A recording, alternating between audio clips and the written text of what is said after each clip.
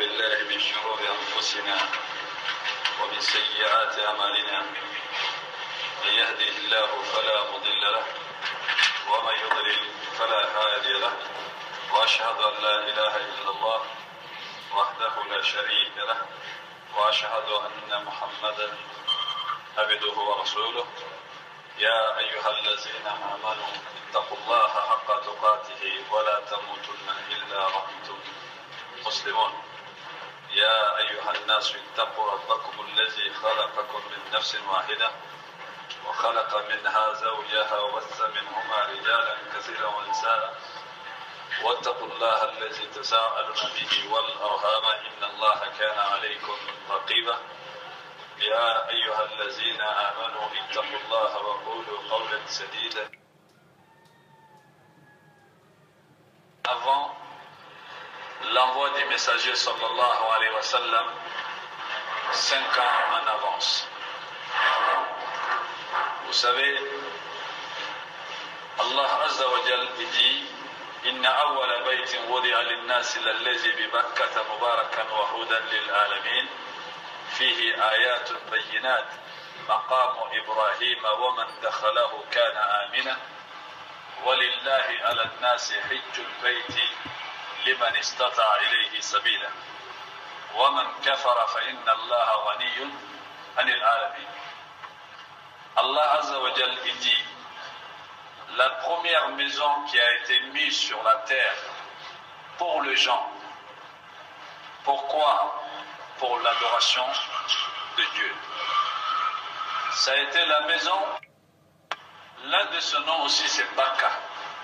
On peut dire Bakka comme on peut dire Makka. Allah a dit, c'est une maison qui est remplie de biens. Al-Mubarak, Kathirul Nafri. La chose qui est la baraka dedans, c'est qui veut dire la chose qui a beaucoup de bienfaits dans cette chose. Qui suffit tout le monde. La baraka de la Kaaba, cela n'est pas caché à personne. Premièrement, c'est la maison d'Allah. Quand on regarde, c'est la direction de tous les musulmans dans le monde entier. Ta prière, elle ne sera pas valide avec la connaissance si tu ne te diriges pas vers cette maison. Ça, c'est le bienfait d'Allah subhanahu wa ta'ala. Et encore, c'est une seule prière. Tu as 100 000 prières en dehors des autres mosquées. Tu fais une seule prière, Dieu te donne la récompense de quoi? De 100 000 prières. Subhanallah. Ça, c'est une maison qui est sacrée. Il est garanti par Allah Azza wa Jal. Allah a protégé cette maison contre un roi injuste qu'il a voulu les détruire, comme nous avons dépassé dans la Sira, pour la protection. Et encore, le bienfait de ces maisons, Allah a fait quand l'homme y rentre là-bas, il est garanti, il est tranquille. C'est un endroit qu'Allah a interdit toutes les mal dedans. Même les arbres qui comptent dans le les arbres, c'est interdit de les couper. Sauf si c'est un arbre qui est dérangeant pour les gens. Parmi les bienfaits de ça, même les animaux qui se trouvent dans ce lieu sacré, dans toutes les limites de ce lieu sacré, Allah subhanahu wa ta'ala a interdit qu'on le tue et c'est interdit qu'on le fait même taire. Tout ça pour le bienfait de cette maison et le rempli de la baraka. Quand tu assistes au pèlerinage ou à l'Umrah, dans n'importe quel moment de l'année, c'est toi qui peux dire mon argent est fini, je n'ai plus d'argent. Tu ne pourrais pas dire que moi je ne trouve pas qu'est-ce que je dois acheter.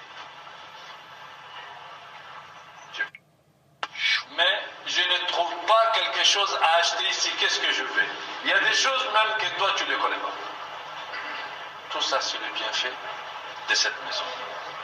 Allah a fait, c'est un endroit, il ne cultive pas, mais tout le fruit du monde entier et tout le poisson du monde entier, il se retrouve dans le même endroit. Pour le bienfait de cette maison, il y a beaucoup.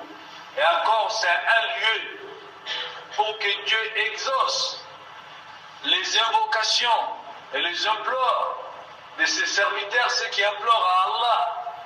Et c'est le lieu aussi qu'Allah pardonne aux gens. C'est le lieu aussi qu'Allah subhanahu wa ta'ala y résoudre le problème de beaucoup de personnes. Donc le bienfait de là-bas, mes chers frères et sœurs, l'Al, c'est une guide pour le monde entier. Là, tout le monde se dirige vers là-bas pour faire la prière. Et c'est l'un des piliers de l'islam. Si tu as l'argent, tu as les moyens, ton islam ne sera pas accompli en tant que si tu n'accompliras pas et le pèlerinage. Allah subhanahu wa ta'ala a dit, il a mis des signes qui sont clairs dans ce lieu sacré. Et encore dans le plus grand signe, les signes qui sont là-bas, et tu les trouves, il y a l'eau des Zamzam. L'eau des Zamzam, c'est l'eau bénie. Les gens qui ont soif, il y a des savants, il y a des gens qui étaient malades de maladies, qui ont cherché tous les médicaments du monde entier pour essayer de trouver la guérison, ils n'ont pas de leur maladie. Depuis que le jour que Allah subhanahu wa ta'ala a ordonné l'ange Gabriel de frapper la place de cette eau-là, que ça sort avec l'ordre d'Allah, et jusqu'à présent, il y a l'eau qui sort toujours, ça ne sera jamais fini. C'est un eau qui remplace de l'eau à boire, qui remplace encore quelqu'un qui a faim. Il y a des sahabis comme Abu Zar al-Ghifari, il a dit que lui, il a passé des jours et des jours dans la Kaaba, il n'avait rien à manger, il buvait que l'eau des Zamzam.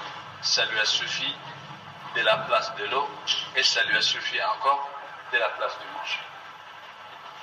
Donc, si cela montre quelque chose, cela montre la baraka.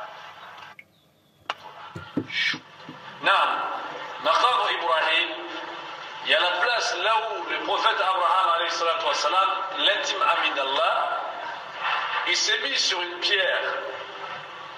En construisant la Kaaba, ses pieds, ils ont laissé des traces approfondies dans la pierre.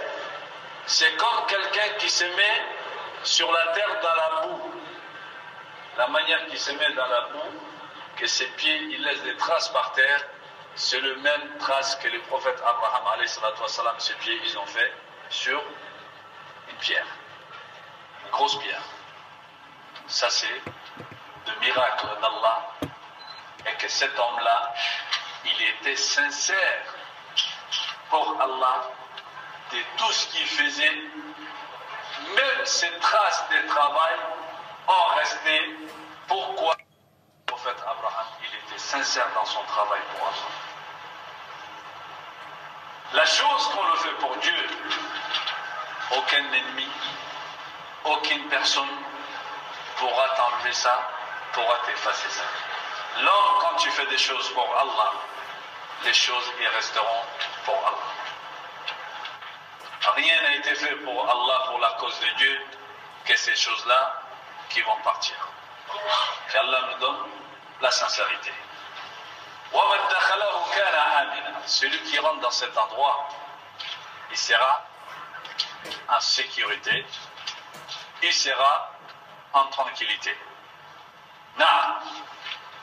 Et c'est un droit d'Allah sur ses serviteurs d'aller accomplir le pèlerinage dans la maison d'Allah, celui qui peut, celui qui a les moyens.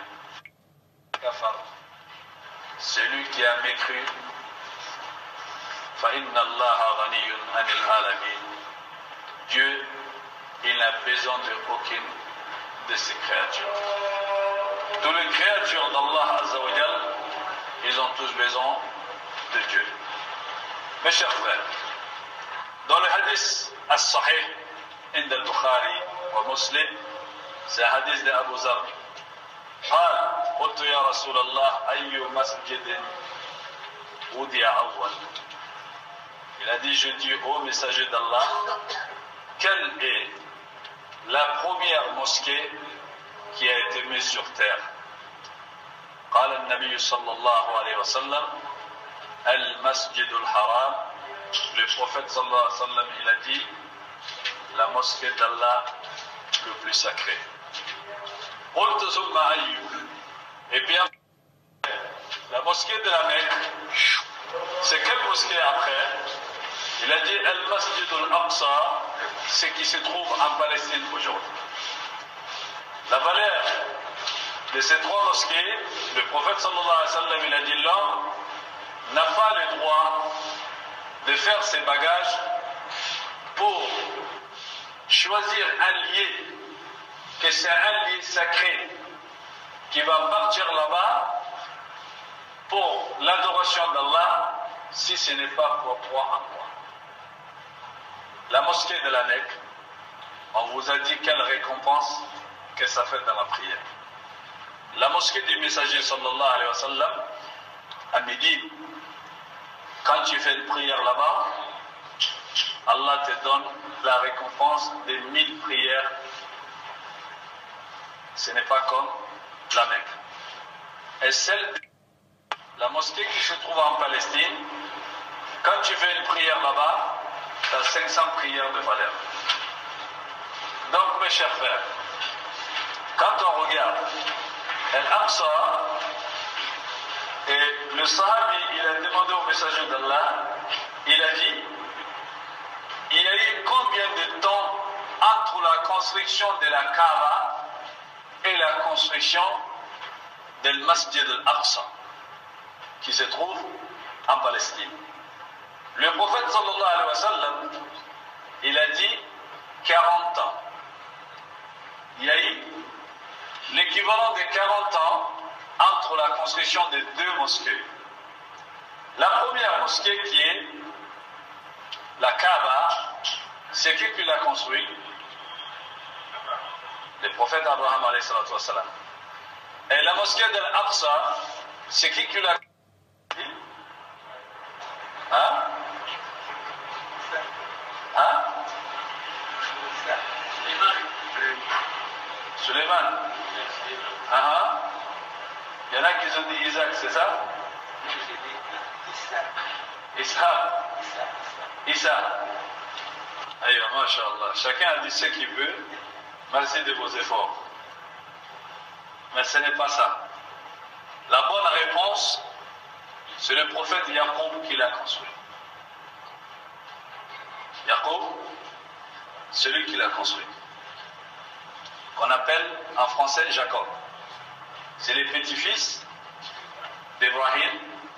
Le père de Jacob, c'est Isaac, qu'on appelle Ishaq. Le père de Ishaq, c'est Ibrahim. Yusuf, c'est le fils de Jacob. Donc, la différence, la première personne qui a construit la Kaaba, c'est qui?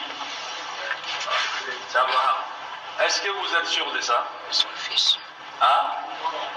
Celui qui a été le premier qui l'a construit. On est d'accord? Hein?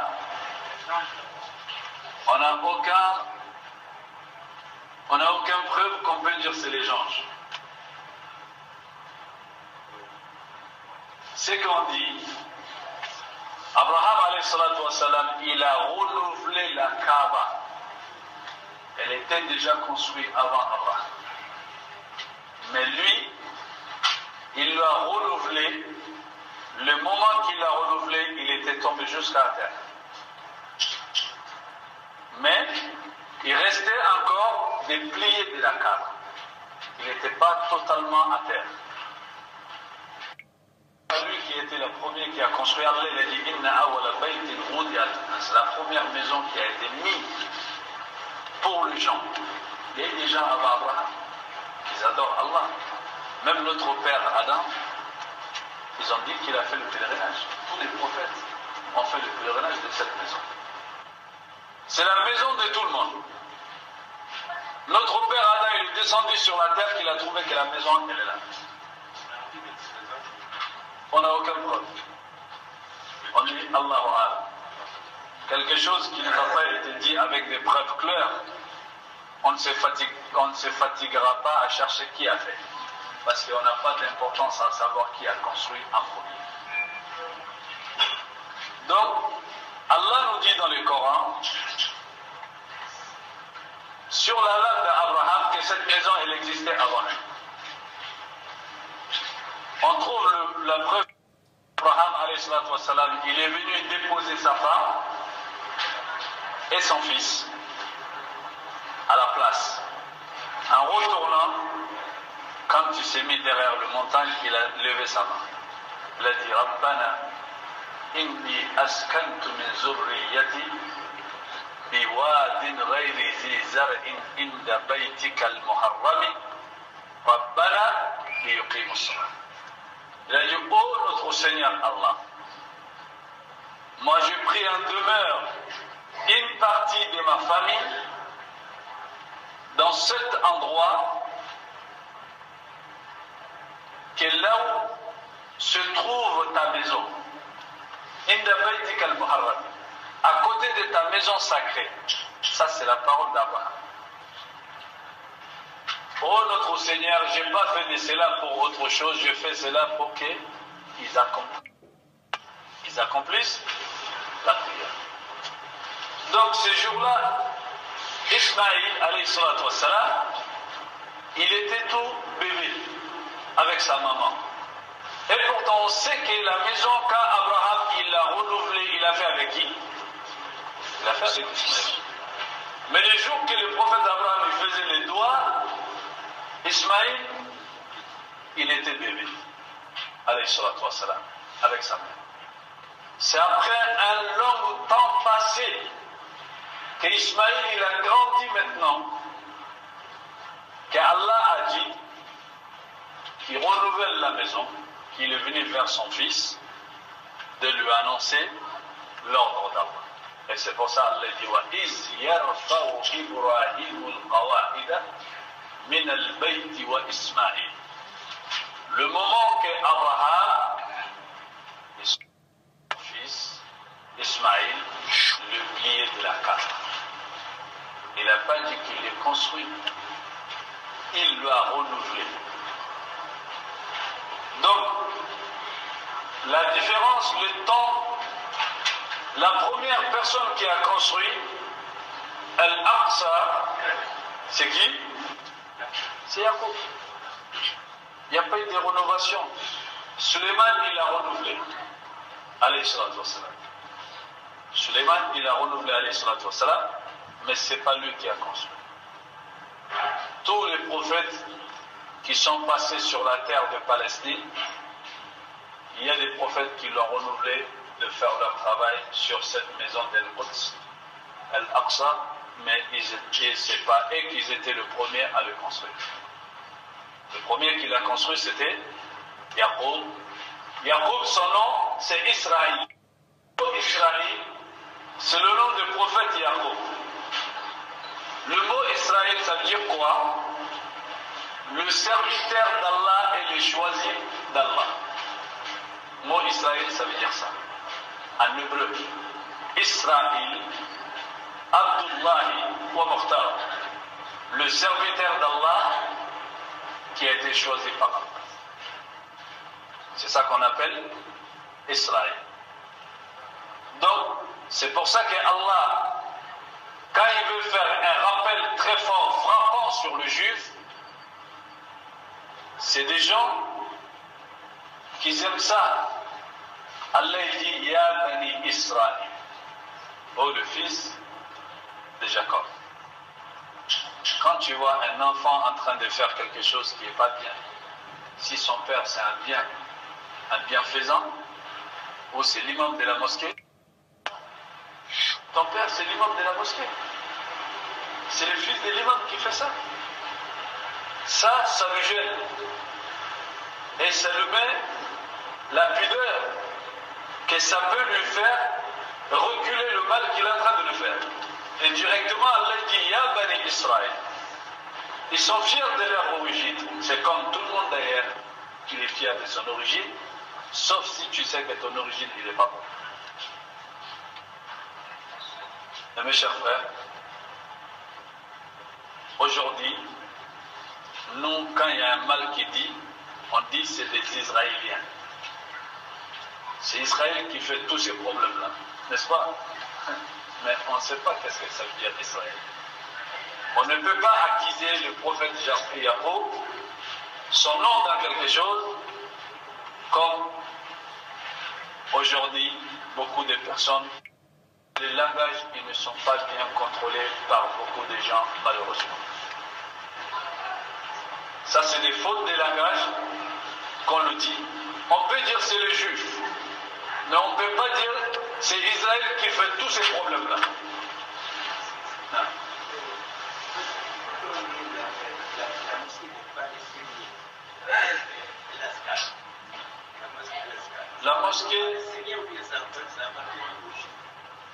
La mosquée n'appartient pas aux juifs.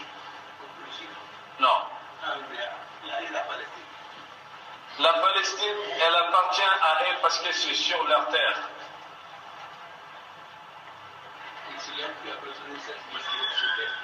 C'est un musulman.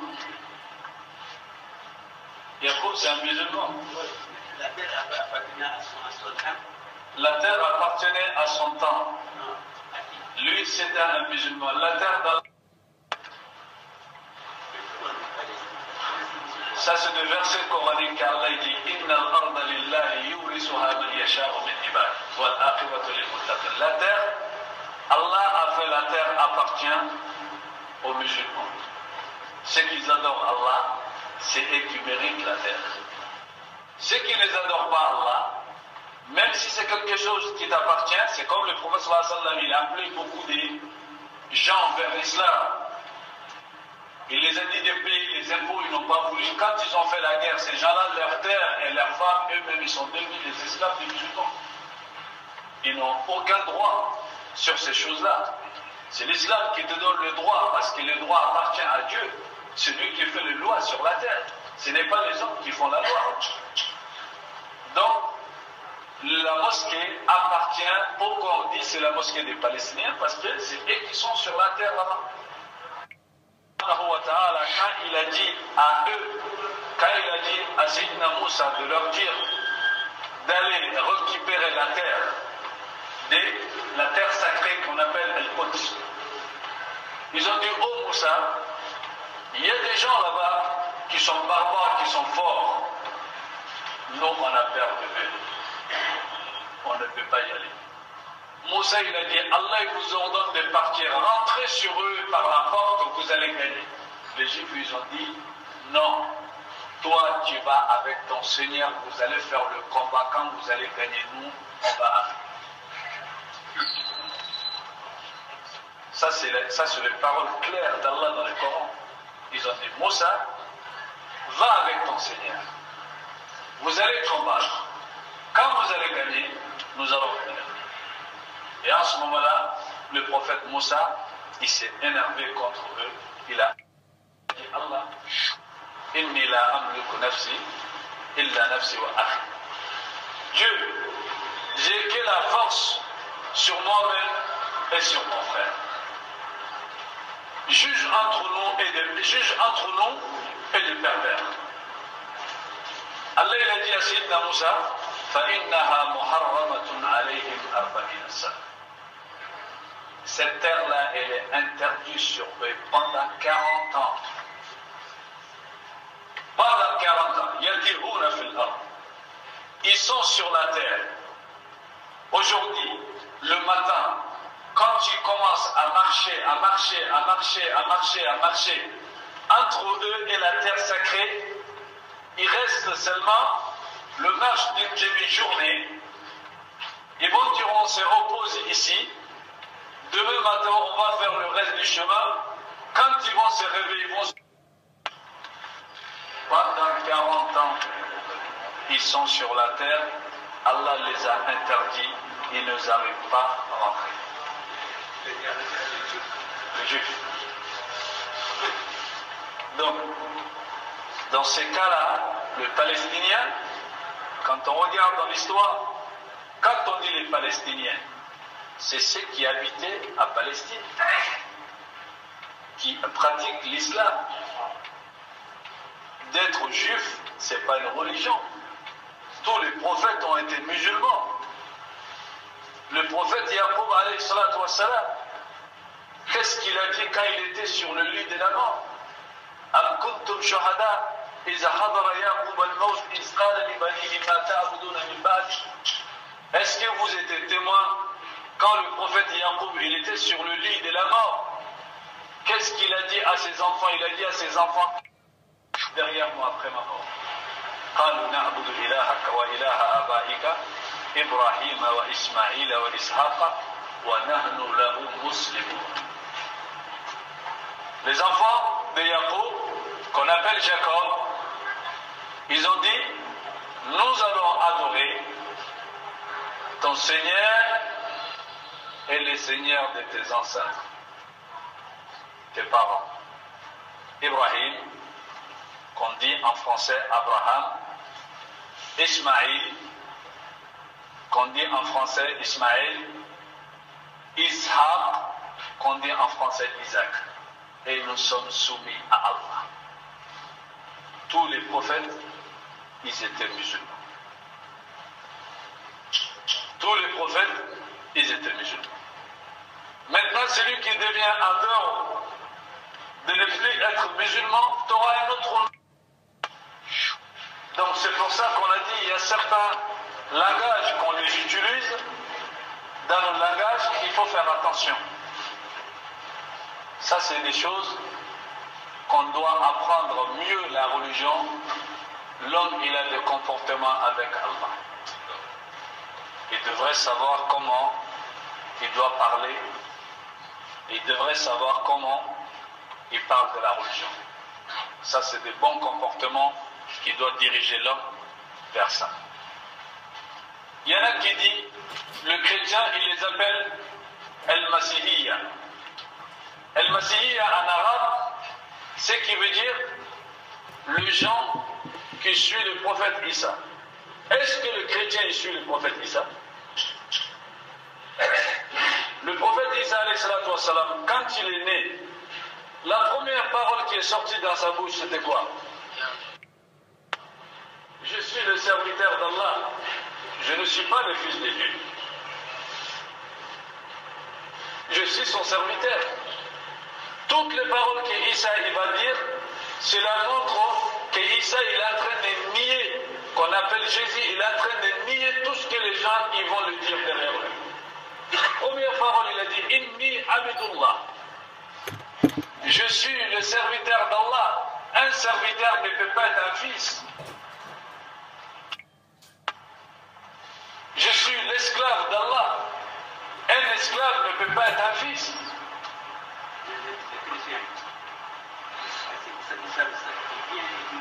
Bien sûr, ils savent. Je te donne un exemple clair. C'est comme dans notre religion. Il y a beaucoup de fêtes que les gens ils ont fait, qu'ils sont en train de chercher de l'argent avec, comme le fête des Mouloud et le fête des Ashura, etc. Ils savent la réalité que ce n'est pas une fête qui est recommandée par les prophètes. Ils savent très bien. C'est des preuves qui sont claires. On sait que ce sont des fêtes, le prophète n'a jamais fêté, ça n'a jamais été dans son temps. Mais les gens, ils disent quand même, ça fait partie de la religion.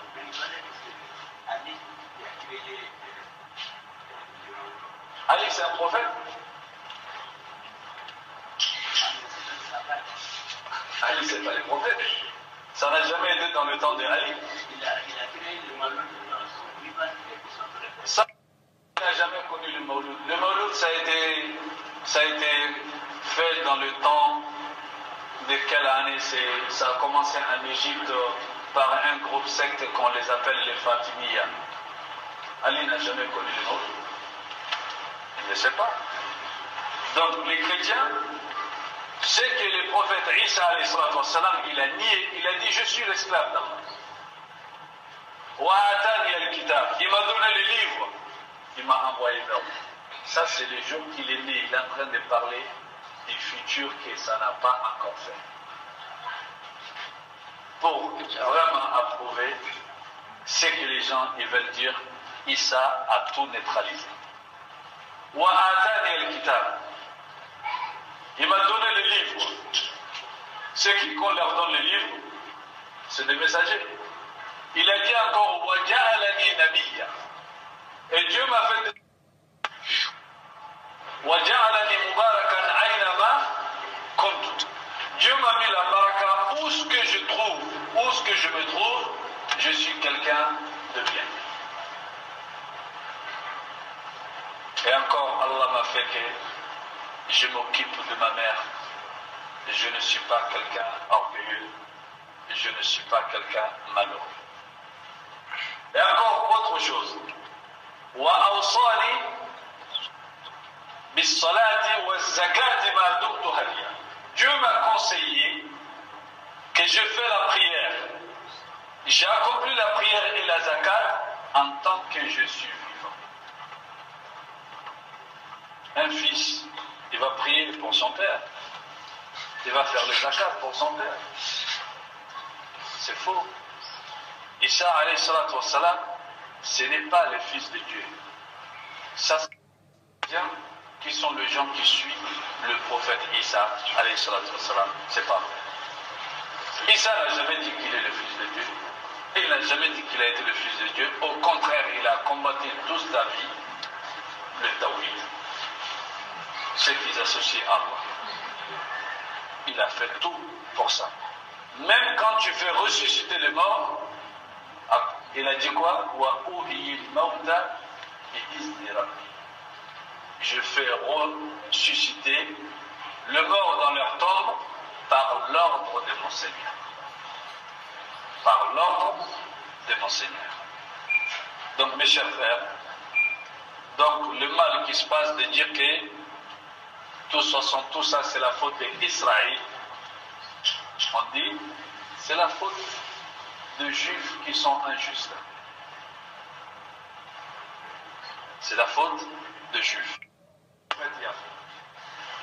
C'est comme un exemple. Allah nous dit n'insultez pas le temps, car le temps ne se fait pas lui-même, c'est moi Allah qui fais le temps. Vous voyez? Celui qui insulte le temps, il a insulté qui? Allah. Quand il pleut, il y en a qui ne sont pas contents, il dit de mauvaises paroles, il insulte le temps. Donc là, Allah il a dit n'insultez pas le temps ne se fait pas lui-même, c'est moi Allah qui fait le temps.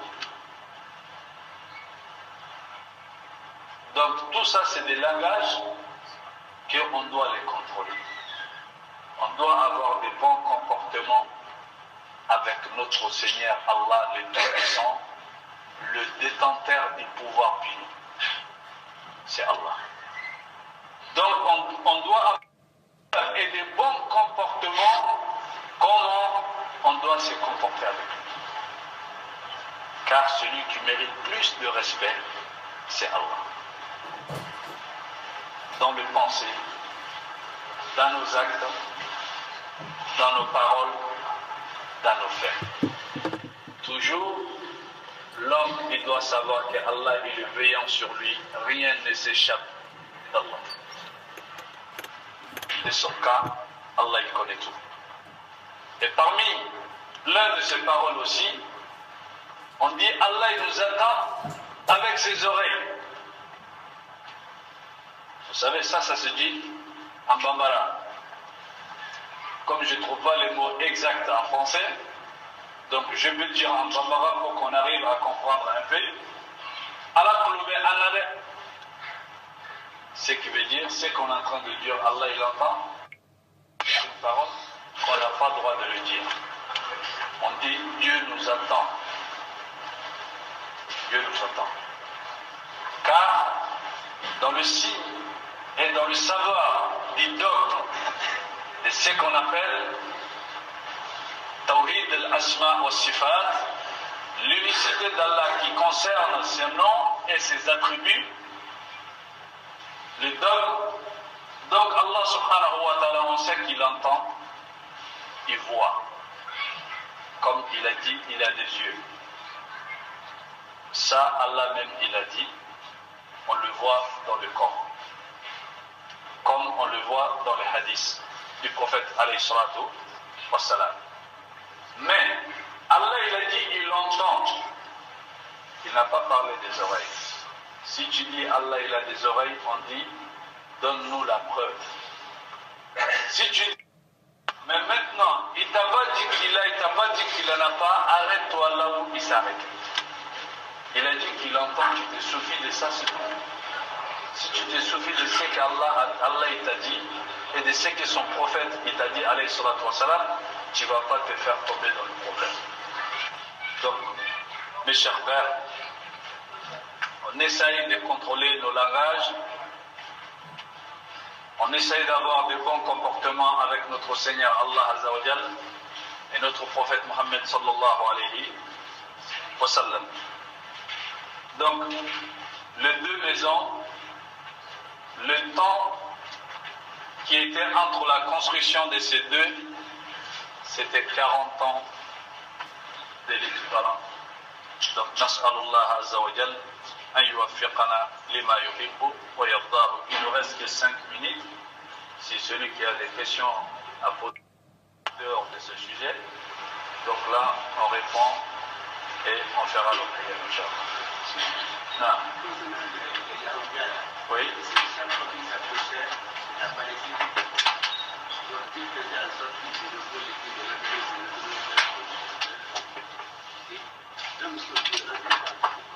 Ah. Les gens d'Israël sont plus rentrés en Palestine. Oui, ils sont rentrés après. Ils sont rentrés après. Ça, c'était leur punition. Ça, c'était leur punition. Mais, même quand ils sont rentrés, ça ne veut pas dire qu'ils n'ont pas trouvé des gens là-bas. Il faut savoir une chose. Chaque terre qu'Allah a donnée à quelqu'un, cette terre, tu auras un droit sur cet endroit par l'adoration d'Allah. Sans l'adoration d'Allah, Allah a mis la terre que pour son adoration. N'est-ce pas? Donc là maintenant, celui qui vient, qui trouve la première personne à sa place, comme on voit la Mecque. Pourquoi ça s'est devenu pour les Arabes? Parce que le prophète Ismaïl, lui et sa mère, ils ont gouverné là-bas avec la religion. Abraham, il a gouverné là-bas avec la religion. Donc les Arabes, ils étaient là-bas avec la religion jusqu'à ils ont changé la religion d'Abraham. Quand ils ont changé la religion d'Ibrahim, qu'Allah a envoyé le prophète Mohammed sallallahu alayhi wa sallam, tous qui étaient les chefs de la Mecque, ils étaient contre cette religion. Dieu a dégagé tout le monde. Dieu a dégagé tout le monde. Dans la main de qui? Dans la main de musulmans. Jusqu'à ce que Allah veut, comme on voit aujourd'hui, la Mecque et la Kaaba, elle appartient aux habitants de la Mecque, elle appartient aux Arabes. Mais un jour va venir, ils vont perdre la Mecque. Si. Ça serait quoi? Comme ça a été dit dans le parole du prophète sallallahu alayhi wa sallam, quand ils ne vont plus respecter cette maison sacrée, quand ils ne vont pas respecter le lieu sacré, qu'est-ce que ça va leur arriver? Allah mettra quelqu'un contre eux qui va venir de démolir la Kaaba des briques de la roche jusqu'à terre. Ça, c'est quand les habitants de cet endroit ils vont commencer à pécher. Il faut savoir chaque bienfait avec toi, il faut être dans les adorations d'Allah. Le jour que tu vas désobéir à Allah, Allah il va te l'enlever et il la donnera à quelqu'un. Ça, c'est des choses que ça a été depuis dans le temps de notre père Adam. Quand notre père Adam, il a mangé le fruit, les amis du paradis, ils sont partis. Là, ils étaient à côté d'Allah, à cause de ce péché, ils se sont retrouvés sur la terre. Et là, le shaitan a été mis contre lui et ses descendants jusqu'à la fin du temps. Donc, le bienfait d'Allah, pour que l'homme puisse le garder, ça serait avec des adorations.